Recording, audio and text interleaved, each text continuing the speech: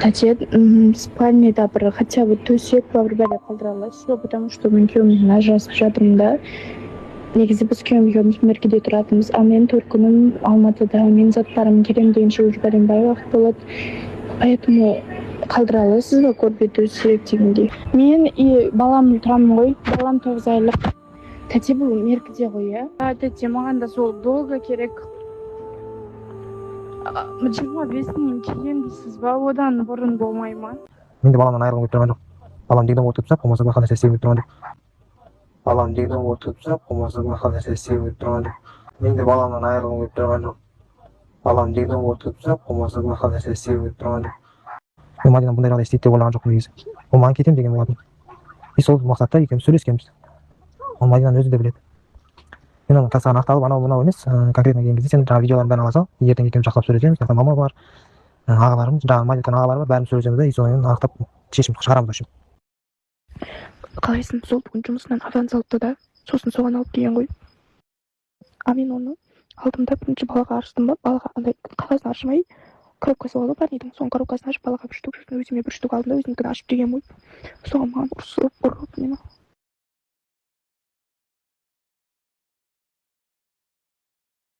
Мадияр кіргізбей жатыр ғой жұмысқа.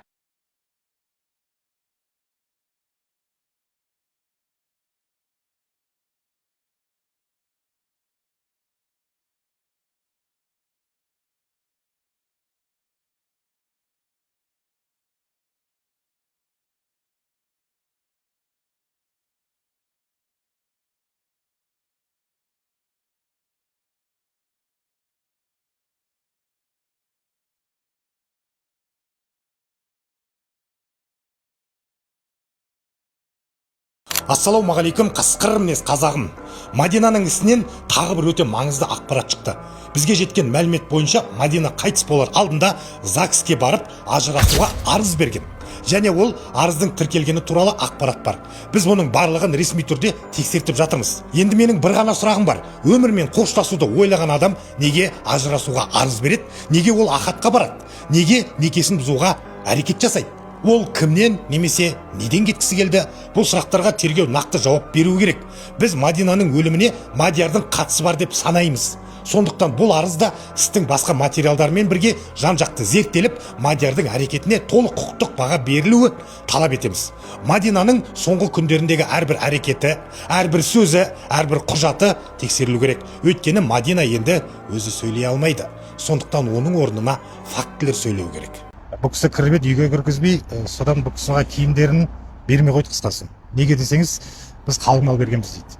Біз қалың мал төлегенбіз, киімдерді сендер өкілмен алып кетіңдер дейді. Қазір енді біз полиция қызметкерлерін ертіп барып, арнайы барып алып кетуге тырысамыз. Өйткені бұл жерде мәселе киімде емес, дүниеде емес, анасының бар арманы қызының киімдерін иіскесем дейді да, үйге алып кетем дейді. Бұлар тергеуді сыйлаған жоқ.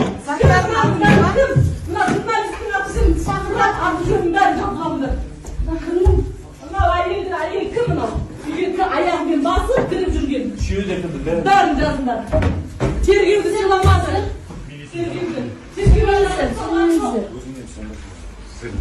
Сұхбат бергіңіз келмей ме? Біз екі тарапта тыңдағымыз келеді. Сұхбат бермеймін мен. Бізге айтылды. Тергеу бастап менің ойымша сұхбат бермейміз. Сіздің құқыңыз бар толыққан сұхбат беруге. Экспертизадан кетереміз. Қалай экспертиза шығады? Біз сіздікінде тыңдайық. Сіздікінде халыққа жеткізейік те халыққа. Сізге бермеймін. Мен өзім шақырып қойдым, сол адамға беремін. Адам айтып бәйтелі шорман ералы мүсіреп қартқырына бағыштан доқын апам Әділкел Балқыбек келін ұрқына бағыштарына атам Рыскелді Азамбек ұрқына бағыштарына атам Бақытбек Малгелді ұрқына бағыштарына ағам Нұрпезет Малгелді ұрқына бағыштарына басқа да дәметкен ағақтарына бағыштарына келіншегім Мадина Рашид қызын ұрқына бағыштарына доқын дейі жайлы топлауға тұрқылды. Открываем.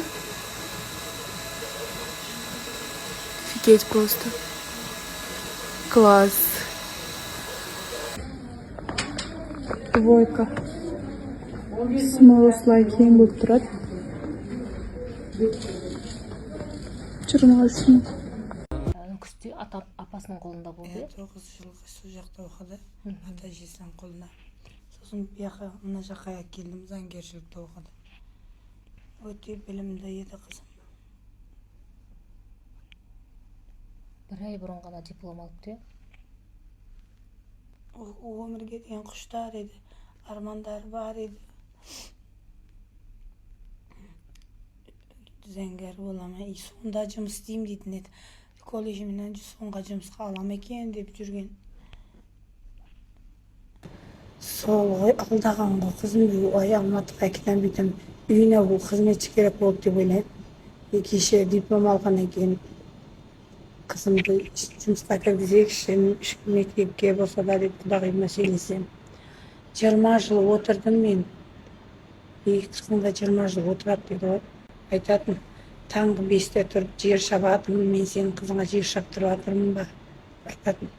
Қызым бақыт үшін қызыма айтпағам да, бірақ ішімнен, ой қызым қайданам келем бұндай семьяға деп айтқан. Қызым алтынларын сатып, алтынды комплект сепшкелерін сатып берем.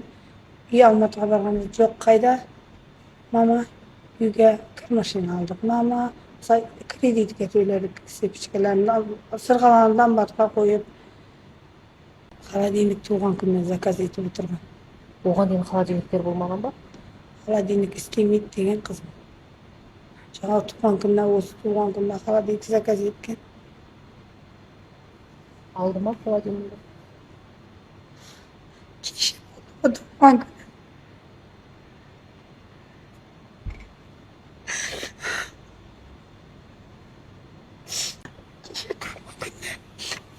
Туған емес қабырына барып келдім. Құрмет қазағым, қайырлы таң. Сіздер кешеден бері жазып жатқан екенсіздер, енді сіздер ма білмеймін. Жалпы халық сұрап жатыр екен, Мадияр қашан қамалады, экспертиза болды ма, және де тағы да басқа көптеген сұрақ қойыпсыздар. Қазір мен офисқа кетіп бара жатырмын. Барғаннан кейін заңгермен ақылдасып сіздерге жауап беретін боламыз. Міне Тараздамыз. Дәл қазір Жамбыл облысы полиция департаментінің бастығы Қайсар Сұлтанбаев мырзамен жолығатын боламыз. Ол кісі бізді қазір арнайы қабылдайын деп отыр. Және де осы Мадина қарындасымыздың ісін жеке бақылауға алуды сұраймыз. Біздің бар сұрарымыз осы Мадина қарындасымыздың ісін өзіңіздің жеке бақылауыңызға алсаңыз. Біздің бар өтініп сұрайтынымыз сол үшін ғана келгенбіз. Бұл іс бізге алынып, біздің осы тергеу басқармасындағы ең тәжірибесі мол, ең білікті, мықты маманға тапсырып, күнделікті бақылауда ұстап, тергеудің сапасын қамтамасыз етеміз толығымен. Сіздер де бізге көмектессеңіздер, сіздерге тек рахмет айтамыз. Өздеріңіз көргендей, Мадина қарындасымыздың ісі бұдан былай біздің өтінішіміз бойынша Жамбыл облысы полиция департаментінде тергелетін болды. Біз ақиқат үшін соңына дейін барамыз. Сіздерден тек қолдау, лайк, комментарий. Бүгін бізді қабылдаған генерал Сұлтанбаев Қайсар мырза, яғни Жамбыл облысы полиция департаментінің басшысы, жеке өз бақылауында тергеу жүргізетініне уәде берді.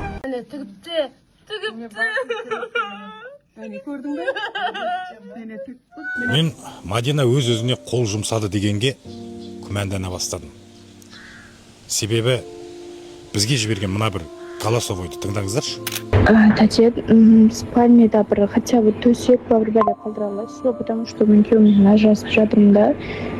Негізі біз күйеуіміз меркеде тұратынбыз, а мен 4 күнім Алматыда, мен заттарым келем дегенше уже бәленбай уақыт болады. Поэтому қалдыра аласыз ба көрпе төсек дегендей. Мен балам тұрамын ғой, балам 9 айлық. Тәте, бұл меркеде ғой, иә? Тәте, маған да сол долго керек. 25-нен кейін дейсіз ба, одан бұрын болмай ма? Ал сіз Мадинаның өз-өзіне қол жұмсады дегеніне сенесіз бе? Төменде пікір жазып кетіңіздер және осы парақшаға подписка жасаңыздар. Себебі Мадина жайлы шынайы ақпараттар тек бізден ғана шығады. Әділдік үшін бірге күресейік. Моргта Мадинаға таласты олар. Мейтті алып кетеміз деп, жақсы жерден жер алып қойыппыз деп.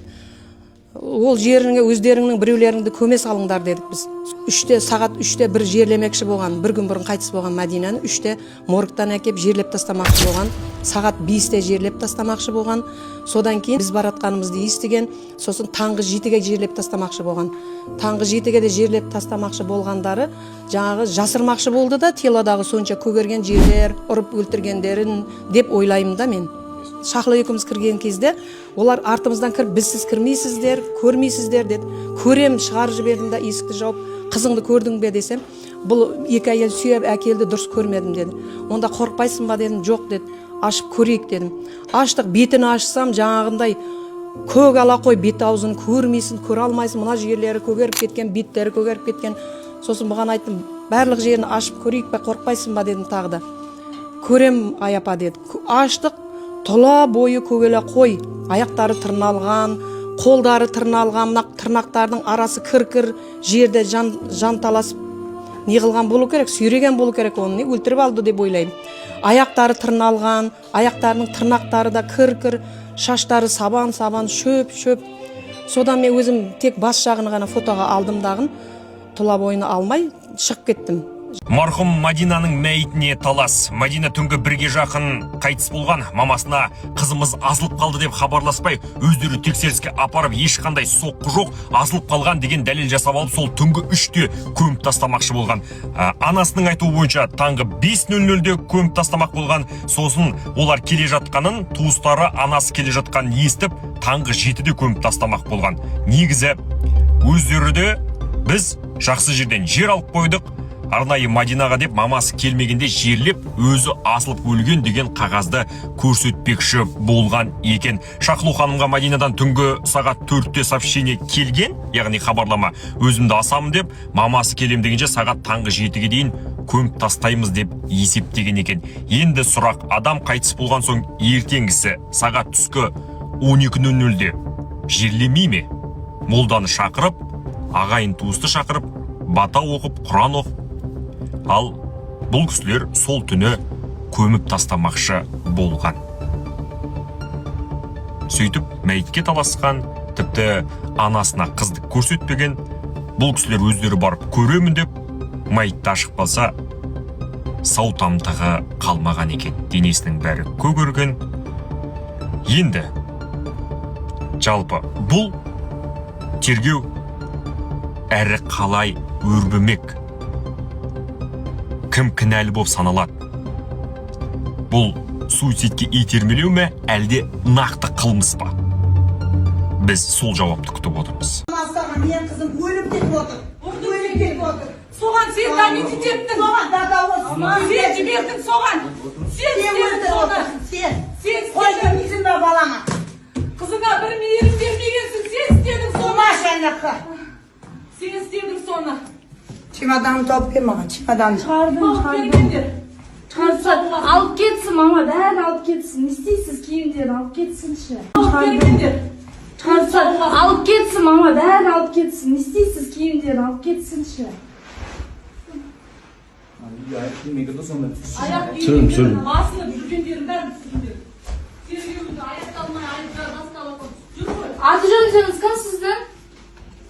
Сұрап ал бәрін.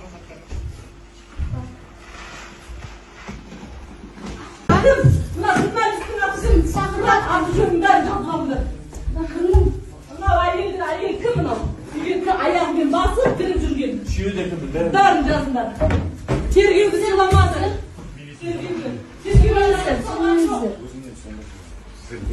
Сұхбат бергіңіз келмей ме? Біз екі тарапта тыңдағымыз келеді.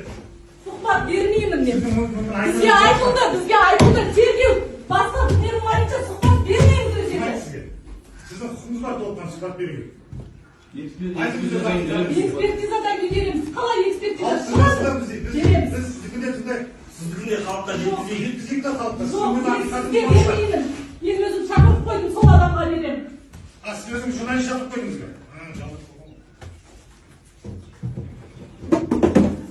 Қайда жүрдің? 2 жыл тұрды ғой осы жерде қызым. Өзбекстанда енді көбіне. Болмады, тұрайсың, сенің құжаттарың жоқ. Өзбекстанда тұрайсың. Неге өтірік айтасың? Ұятсыз. Адам өлтіріп отырсың, ол кім yaptı, кім yaptı? Sen adam oturup otur. Adam başına et otur. Sen adamım, Kuday'ın altında akma. Senin altında akmamasan da. Kuday'ın altında ben aklarım.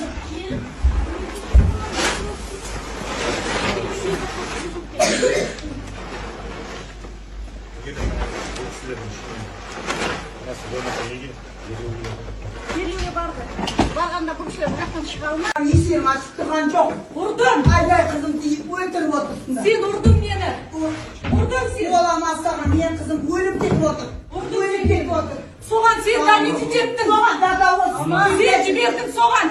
Sen Sen ciberdin otur soğan. otur. Sen. Sen Koydum izin ver balana. kızına bir miyerim vermeyensin. Sen istedin sonra. Maşallah. Sen istedin sonra. Çimadanı toplayayım bana çimadanı. Alıp ketsin ama ben alıp ketsin. İsteysiz kiyimlerini alıp ketsin işte. Dedi bunlar tergiyonu silahan yok. Bunlar üstüne atışın sakırat atıyorum ben kafamda. Bunlar ayı kımın o. Bir ayağımın basıp kırıp жүрген. Үшеуі де кімді? Darın casınlar. Tergiyonu silamazdı. Tergiyonu silamazdı. Сұхбат бергіңіз келмей ма? Біз екі тарапты да тыңдағымыз келеді. Сұхбат бермеймін мен. Бізге айтылды. Тергеу бастап менің ойымша сұхбат бермейміз өзге.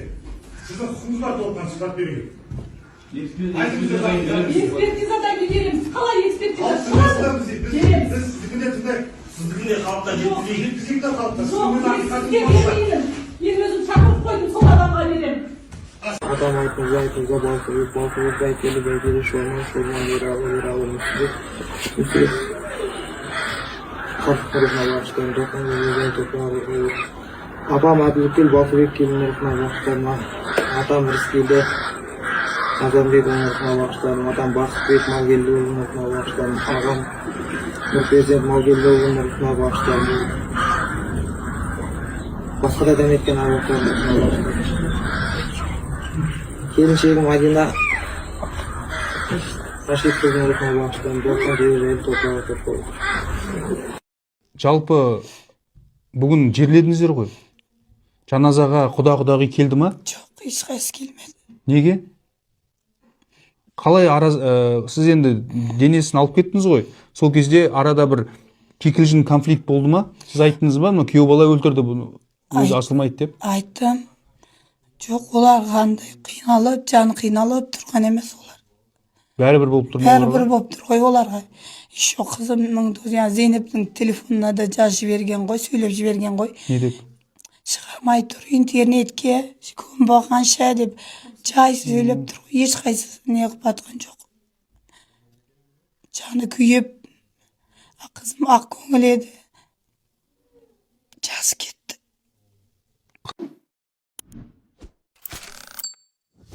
Күйеуі барни алып келген екен. Аванс алып барни алып келген екен, пачка. Сол пачканың ішінде бір несін алғанда, баласына ашып бергенде, екіншісін алып өзі жейін деп жатқан кезінде, жеп бір тістегеннен кейін күйеуі келіп, сен неге баланың тәттісін жейсің деген екен. Ой, сосын не болыпты? Мә деп берген екен. Сол кезде енесі келіп ұрсыпты. Сен не жейсің, неге күйеуіңе қарсы сөйлейсің деген кезде Мадина сөз қайтарған екен. Сол кезде күйеуі келіп, сен неге менің мамама сөз қайтарасың деп ұрған. Сол кезден басталған бір барни үшін. Басында сабан шашын жұлған, сүйреген денесін, арқасын шыбықпен ұрған, аяқтары сырылып қалған, арқасын шыбықпен ұрған іздер тұр. Басын тесіп тастаған ғой, тесіп жіберген басын. Күйеуі өлтіріп, ұрып соғып өлтіріп, басын тескеннен кейін ол кінәні менен болмасын деп асып қойған ғой әйелін. Меркі аудандық полиция бөліміндеміз. Қасында әріптесім Жан Ахмадиев. Сіздер осы іс басталғалы өздеріңіздің блогтарыңызда айтып, және отбасына толыққанды көмектесіп, ақпараттық қолдау көрсетіп, және заңгерлік көмек көрсетіп жатырсыздар. Осы уақытқа дейін өзіңізге не белгілі болды? Осы уақытқа дейін белгілі болғанда біріншіден айтатынымыз, негізі Мадинаны бұл кісілер қайын жұрты 17 жасында алып қашқан екен. Білесіздер, ол біздің заңда адам ұрлау фактісі. Содан кейін екі қабат болған жайлы жаңа анасы айтып жатыр, оны сіздерге қазір өзі айтып береді. Содан біз үйіне бардық жаңа, қайын жұрты Мадиярдың үйіне бардық. Өйткені оған себеп болған Мадинаның анасы Шахло. Сол жақтан қызымның киімдерін алып кетем деді. барсақ киімдерді летний кухнясына шығарып тастаған. Бұл кісілер барып еді, скорый тұр екен, жаңа анасы ауырып жатыр екен, Мадиярдың. Бұл кісі кіріп еді, үйге кіргізбей, содан бұл кісіға киімдерін бермей қойды қысқасы. Неге десеңіз, біз қалың мал бергенбіз дейді.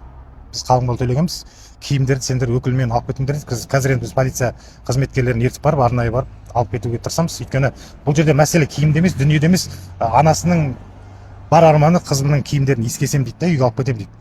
Баланы оны соттан кейін шешеміз, жаңа 8 айлық бала бар ғой арасында. Бала кімнің қолында қазір? Бала сол Мадиярлардың Кім қолында. қарап жатыр ол баланы?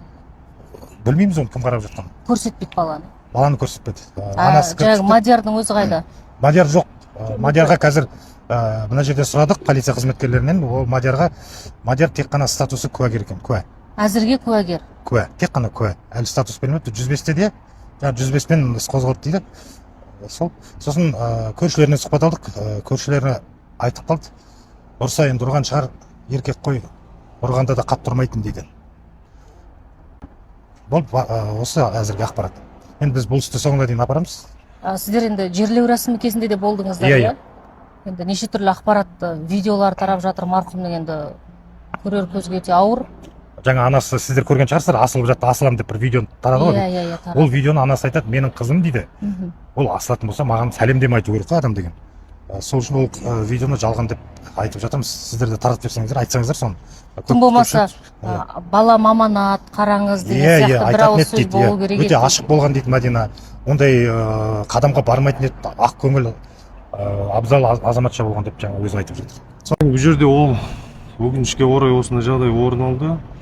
Оны бәріміз бақылап біліп отырмыз. Бұл жерде ештеңке жариясыз қалмайды. Қазір таңда қылмыстық іс жүргізу кодексінің сіздер заңгер болған кейін өзіңіздер білесіз, 201-ші талабына байланысты біз жария ете алмаймыз. Бірақ ештеңке жасырын қалмайды. Бірнеше тергеу әрекеттері жүргізіліп жатыр, тиісті сараптамалар жүргізіліп жатыр. Оның қорытындылары бойынша енді қылмыстық процестік процессуалдық шешім өзінің тиісті деңгейінде табылады. Ештеңке жариясыз қалмайды. Мен оған кепіл беремін, 100% ақиқатына дейін жетеміз. Мадиярға қандай статус берілді қазір? Ол куә ретінде. Оқиға куәсі ретінде. Иә.